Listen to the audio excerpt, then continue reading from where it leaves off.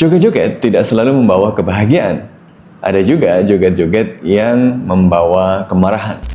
Jogetan beberapa anggota DPR dalam merespon kritik terhadap besarnya gaji mereka dibandingkan kinerja mereka yang dilihat masih belum optimal sebagai wakil rakyat, menghadirkan kemarahan yang besar di berbagai kalangan masyarakat. Kemarahan ini kemudian muncul dalam ekspresi demonstrasi yang kemudian coba dihentikan melalui represi dan kekerasan. Namun upaya ini justru membuatnya menjadi ledakan kemarahan yang lebih besar lagi.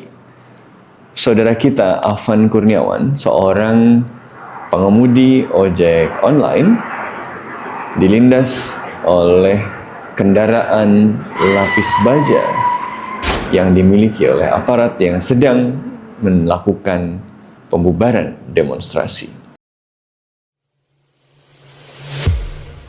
Peristiwa tersebut kemudian memicu kemarahan yang lebih luas sampai ke berbagai pelosok Nusantara, membuat berbagai insiden yang menggambarkan kemarahan yang nyaris tidak terkendali. Namun, apakah yang sebenarnya terjadi? Faktor apa yang membuat kemarahan publik ini sedemikian besar?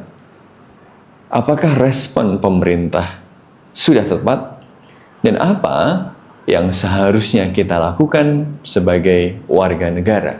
Saya Sofwan Albana, selamat datang di Mardika.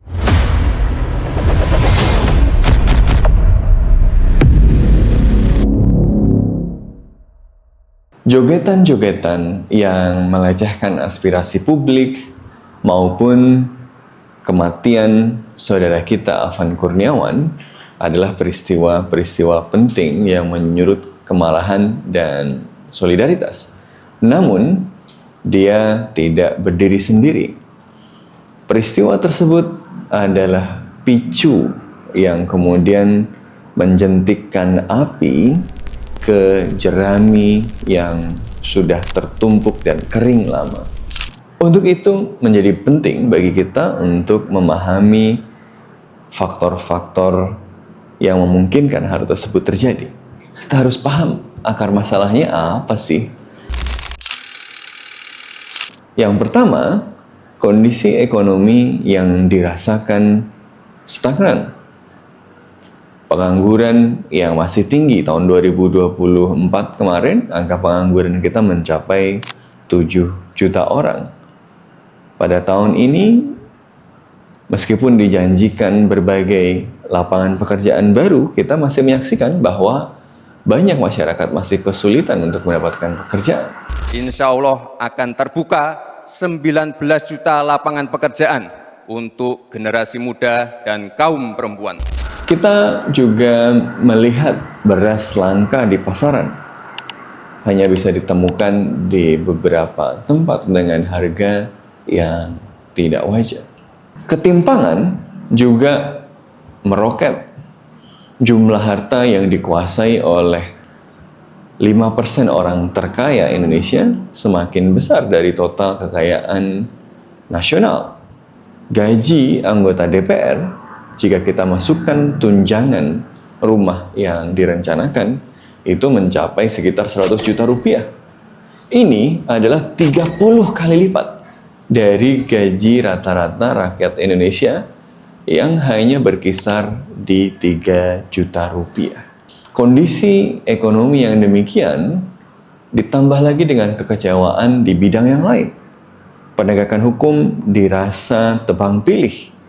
Kalau Anda teman yang berkuasa, maka meskipun Anda disebut-sebut oleh para saksi dalam kasus korupsi, Anda disebut-sebut oleh berbagai penyelidikan sebagai bagian dari mafia judi online, Anda akan bebas melenggang dan santai saja, bahkan mendapatkan jabatan baru. Sementara, kalau Anda dilihat sebagai orang yang mengganggu kekuasaan, maka tidak bersalah pun Anda akan dicari kesalahannya. Hukum tajam ke bawah tapi tumpul ke atas. Seorang nenek yang karena keterbatasannya terpaksa mengambil sawit dari perkebunan dihukum panjang. Sementara perusahaan-perusahaan yang mengambil alih lahan dibiarkan beroperasi walaupun lahan tersebut direbut melalui kekerasan dan cara-cara yang tidak sah. Hukum hanya berpihak pada yang kuat dan berkhianat pada yang lemah. Ini memunculkan hilangnya kepercayaan kepada negara dan pada mereka yang mengurusi negara. Di sektor lain lagi, kita juga menyaksikan bagaimana kekecewaan hadir pada pelayanan publik yang juga tidak kian membaik. Dalam kondisi yang demikian itu, kekecewaan, kemarahan, kegelisahan ini tidak bisa terekspresikan dengan baik karena sumbat itu dijejalkan kepada berbagai saluran aspirasi masyarakat. Kalau mengkritik dianggap sebagai musuh, sebagai lawan. Mengeluh dianggap sebagai pembuat gaduh.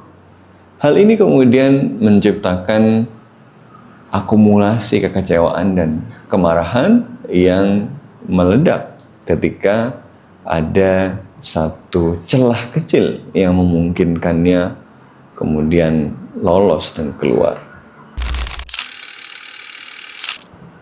Faktor kedua adalah disfungsi institusi demokrasi. Selama beberapa tahun terakhir ini, institusi-institusi yang menopang bekerjanya demokrasi dipreteli sedikit demi sedikit, lama-lama menjadi sakit.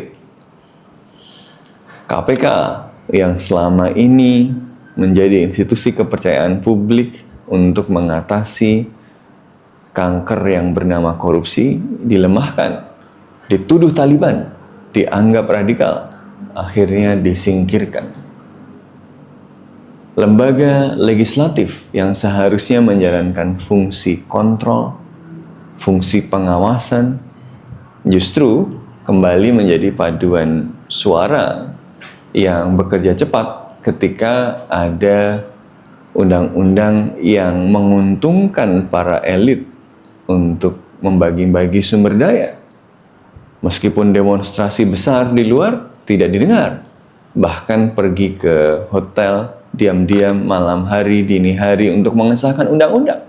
Lembaga yudikatif seperti Mahkamah Konstitusi bahkan bisa diajak kong kali kong untuk menyesuaikan peraturan ketika mau melaksanakan pemilu. Tentu saja hal ini memunculkan penyakit di dalam demokrasi kita. Tidak ada aspirasi yang bisa disalurkan. Tidak ada mekanisme checks and balances. Kondisi ini kemudian membuat tidak hanya aspirasi tidak tersalurkan, tetapi juga membuat elit itu dihinggapi penyakit jumawa dan merasa tidak tersentuh. Mereka melihat bahwa rakyat itu tidak relevan kecuali ketika kampanye saja. Daripada mendengar, lebih baik membayar. Bayar sebentar dengan bansos, dengan money politics, maka setelah itu selesai.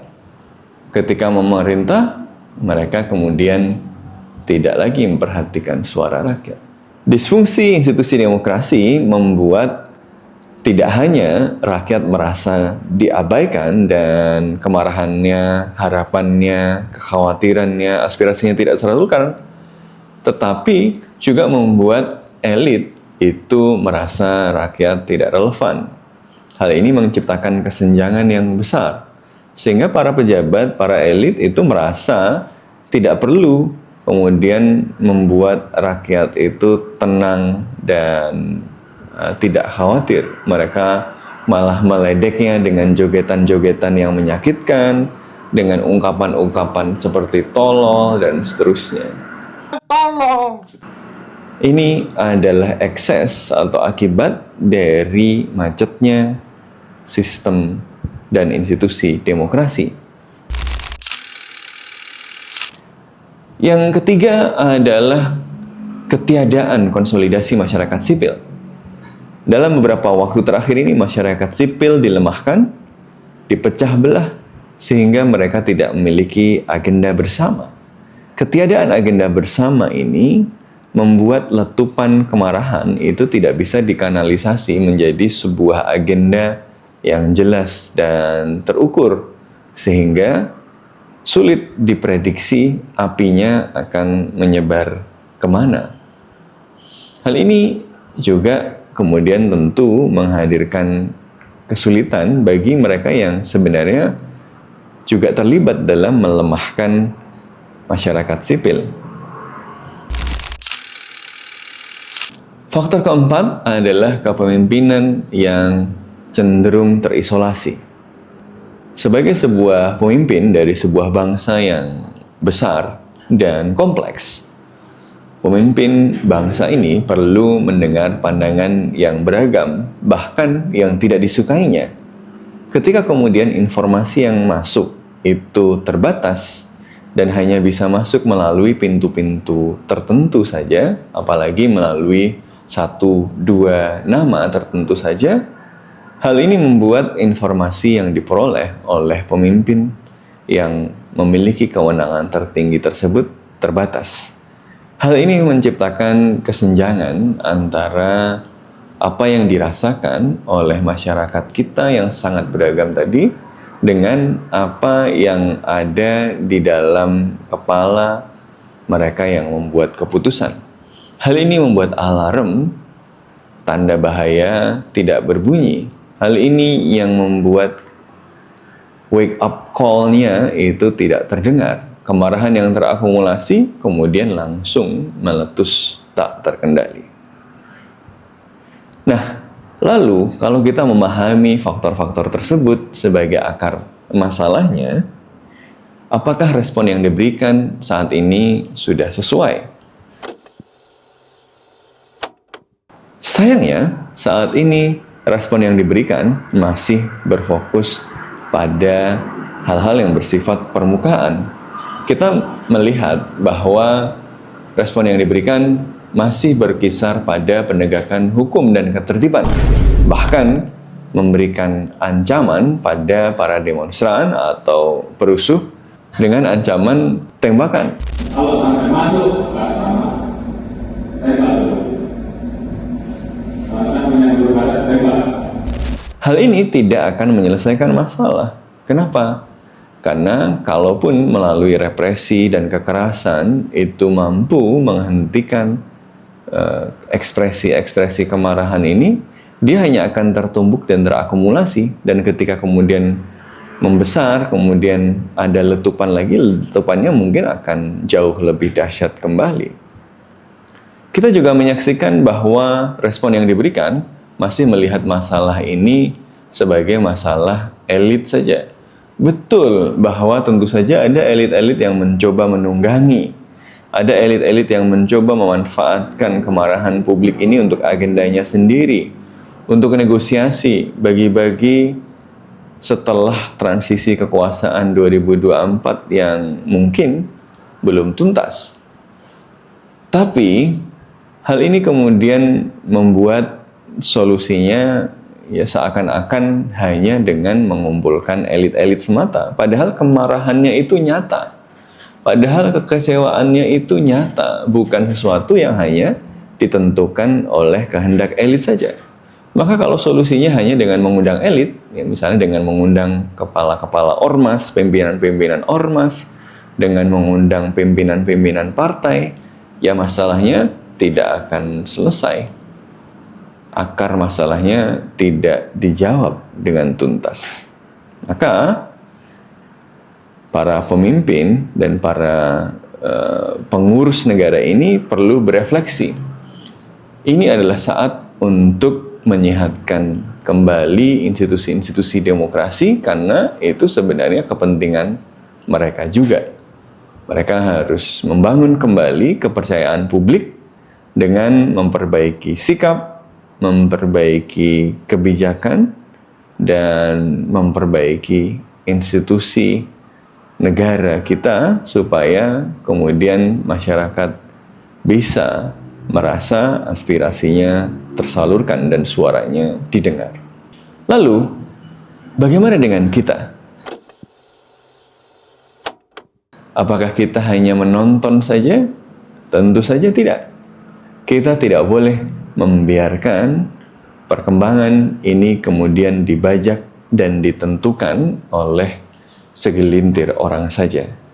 Mari kita memanfaatkan momentum ini bukan dengan melihatnya dengan penuh ketakutan dan kekhawatiran. Betul bahwa ada risiko peristiwa-peristiwa ini dimanfaatkan untuk memberlakukan darurat militer, kemudian memberangus kebebasan. Tetapi ini juga adalah peluang untuk mengingatkan kembali bahwa institusi demokrasi yang sehat, supremasi sipil yang kokoh, partisipasi publik yang sungguh-sungguh adalah kunci bagi Indonesia yang maju. Mari manfaatkan momentum ini untuk menata ulang gerakan dan bersama-sama memastikan institusi demokrasi dan berkebangsaan kita kembali menjadi institusi yang fungsional dan bekerja untuk rakyat. Salam Mardika.